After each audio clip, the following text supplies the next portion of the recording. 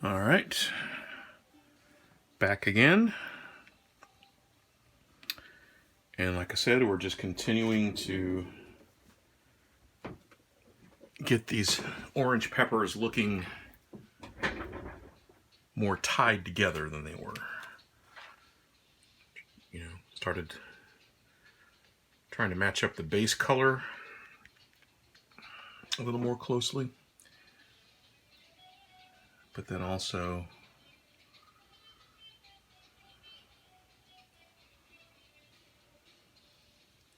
in adjusting the shape of things. Like, remember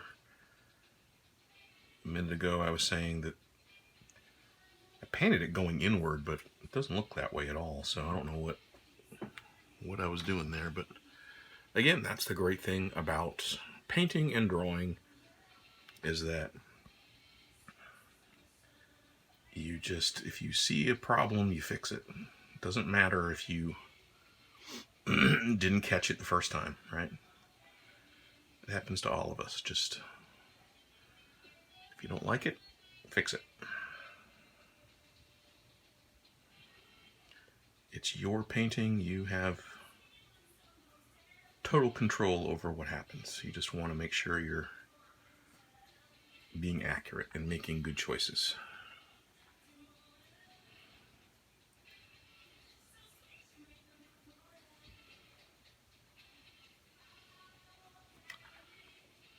A little more yellow, a little more white.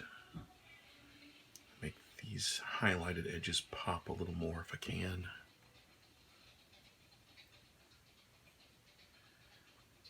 And again, the nice thing is, even if you get a little too bright,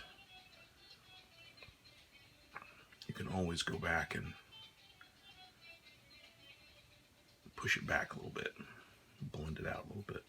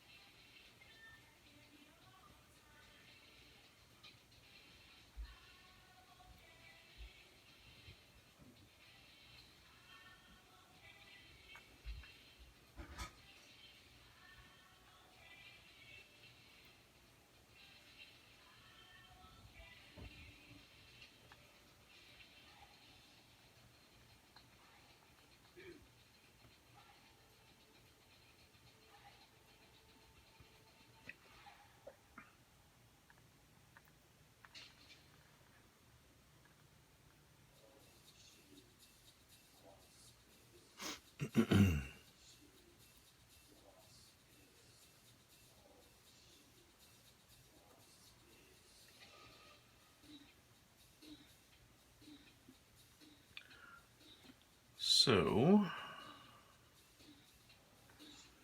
this is starting to look pretty well closer than it was. I'm not going to say that this is absolutely 100% how I want it,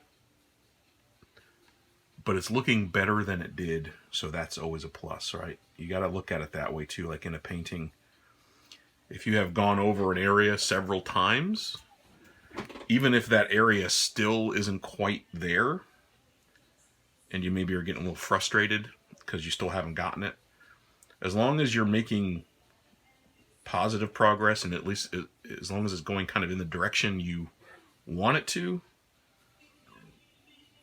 then kind of, take that as a win. As long as you're not moving away from what you want, then just be patient and keep going, keep moving forward.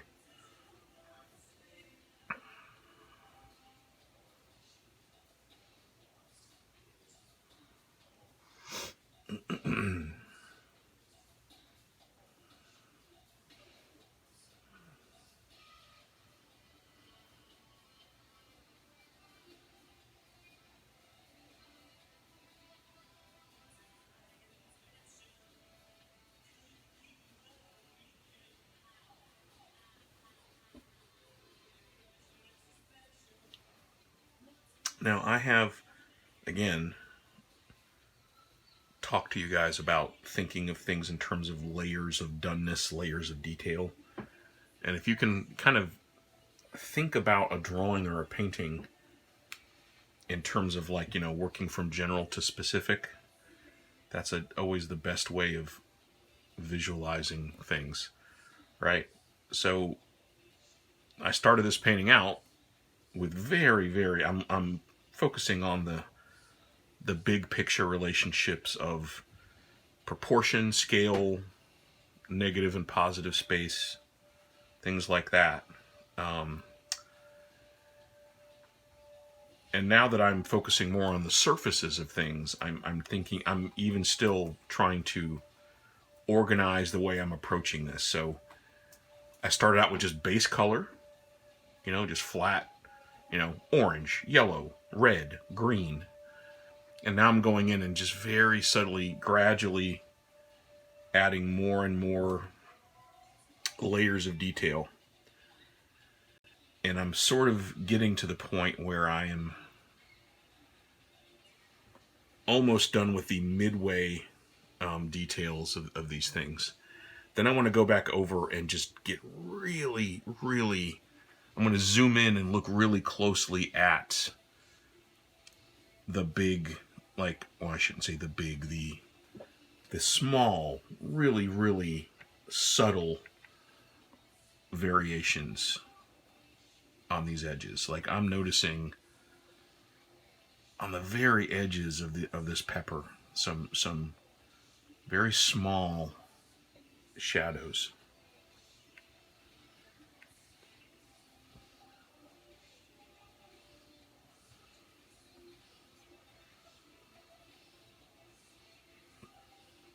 So I'm going to start indicating some of those. I'm not going to go full on yet, but at least start laying the foundation down for where some of those are going to eventually go, including down in here.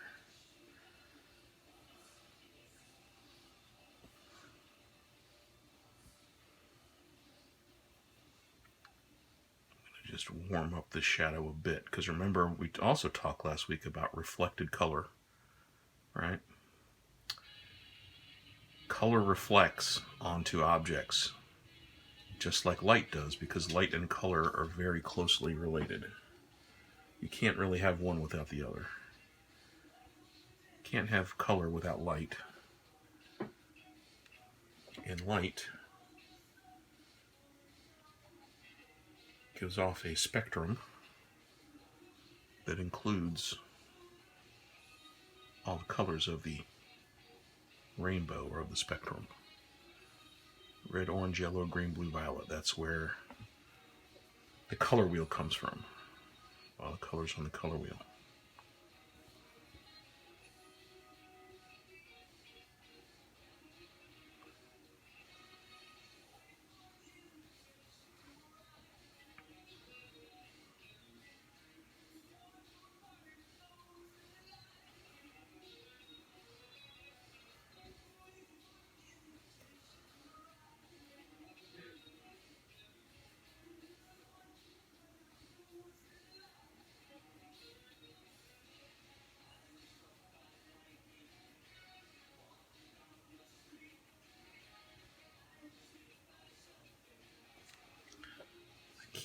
Uncovering that little dark splotch.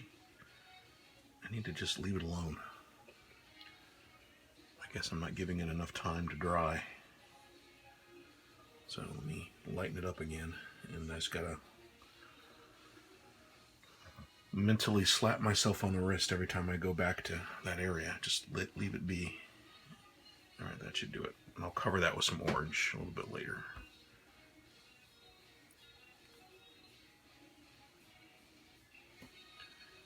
Alright, so again, if what you're doing feels like you don't feel like the areas of light and dark are gelling together yet, just leave it be. It gets to a point where it's like you can only do so much to an area before it's just like, okay, I've overworked this. I need to just walk away from it temporarily, work on another section, and then come back to it.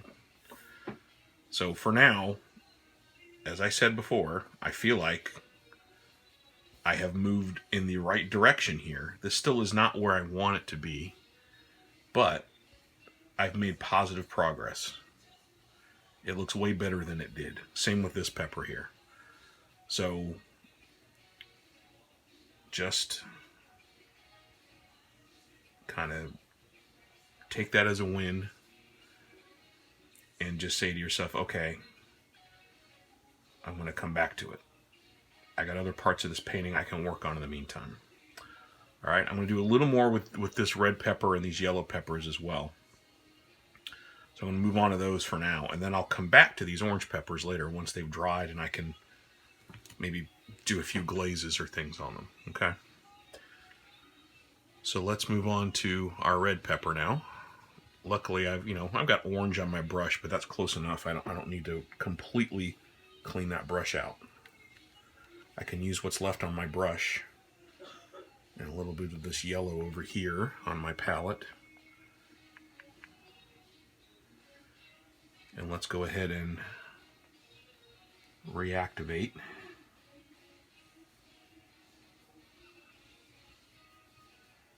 our red pepper here. All right, I've still got, again, because of the translucency of that red, still got my previous painting showing through, which is good.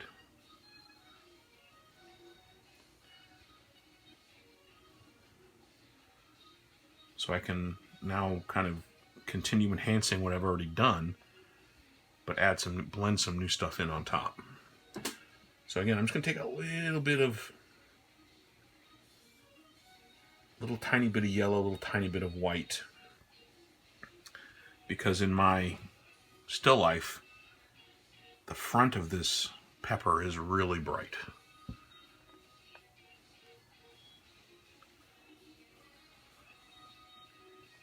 Brighter than the rest.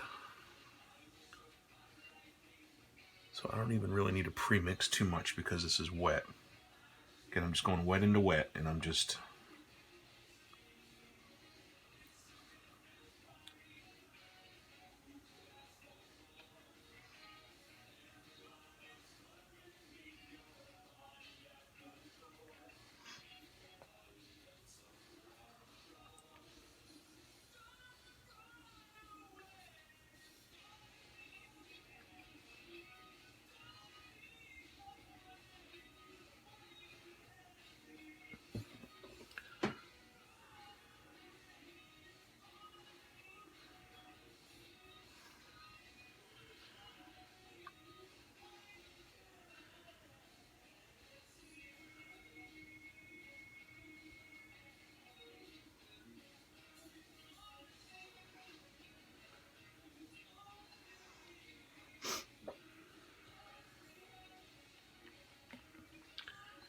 darken with a little bit of brown.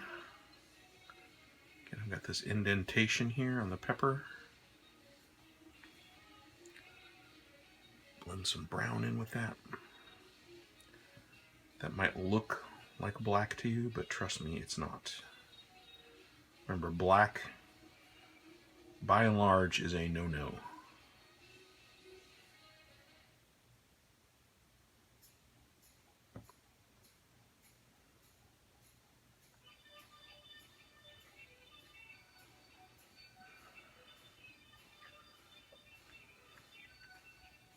You can use it in little fractions of amounts if you want to make something darker, but if you use too much of it, it makes everything look muddy and gross. If you remember what I did last week with the yellow paint as an example, not something you want in your painting.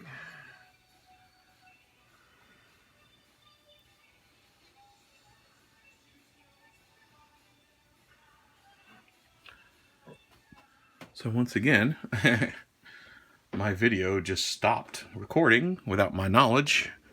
I have no idea how much I lost there, so hopefully it wasn't too much. I don't think it was. But now we're going again, so I don't know if this has changed much since the last time I was recording, but here's what I've got. So hopefully, again, that hasn't. I didn't do too much while it wasn't recording.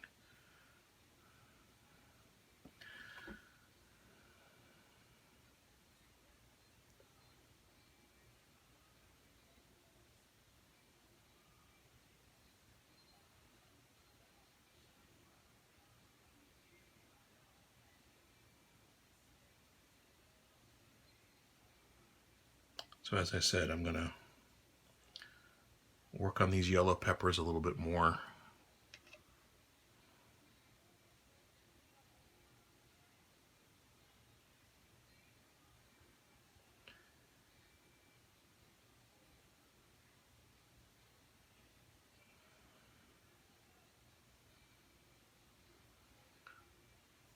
And then I'm going to go back to this orange here, orange pepper.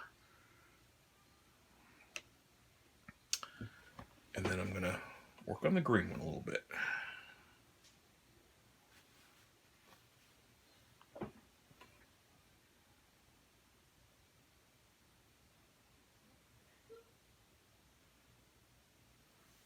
A little hint of brown.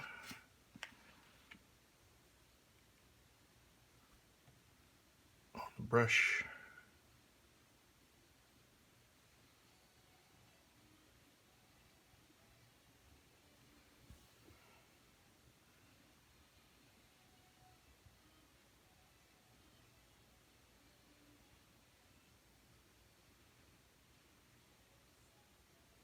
Some very faint shadows here on this side.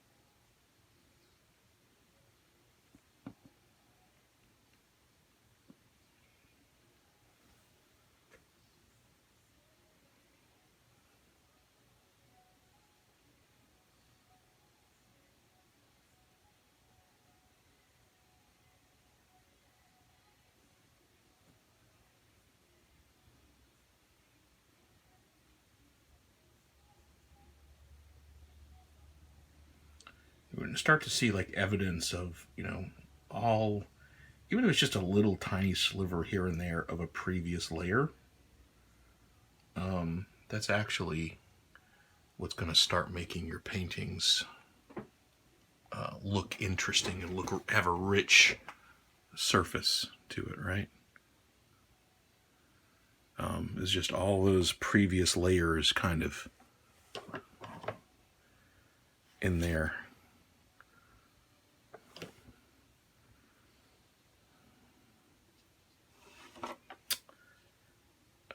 Just, I don't know, showing through. And I think the biggest problem